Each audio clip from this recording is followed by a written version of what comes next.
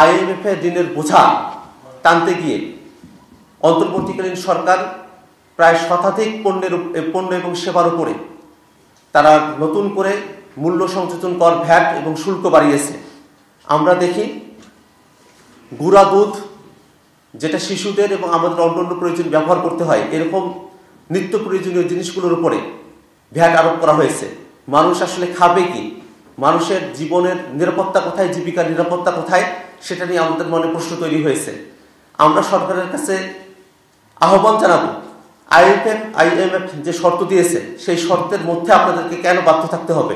অন্তর্বর্তীকালীন সরকার, অভ্যুত্থানের সরকার তাদেরকে অবশ্যই আইএমএফ এর সাথে যে চুক্তি আছে সেই চুক্তি পুনর্বিবেচনার উদ্যোগ নিতে হবে। একই সাথে সারা দেশে এই কর বাড়ানোর ভিতর দিয়ে মুদ্রাস্ফীতিও বাড়বে, মূল্যস্ফীতিও বাড়বে, যা আমাদের জীবনমানকে দুর্বিষহ করে তুলবে।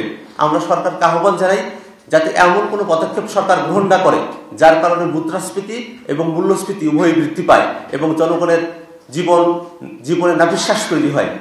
একই সাথে আমাদের দাবি থাকবে, আপনারা জেনে থাকবেন যে শ্বেতপত্র প্রকাশ হয়েছে, সেখানে একেবারে ডাটা ধরে ধরে যেগুলো প্রকাশিত, সেই প্রকাশিত ডাটার মধ্যে থেকেই আমরা দেখতে পাই যে $234 বিলিয়ন পাচার করা হয়েছে। এক পদ্মা সেতু করতে $3 বিলিয়ন কাছাকাছি খরচ হয়েছে।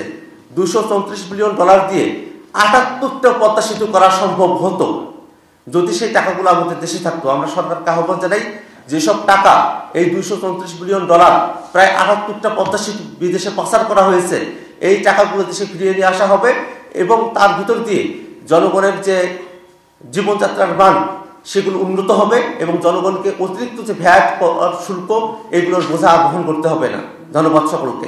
আর কাবেল বাংলাদেশের একমাত্র ইউএল এবং ভিডি সার্টিফাইড কেবল, যা A গ্রেড LME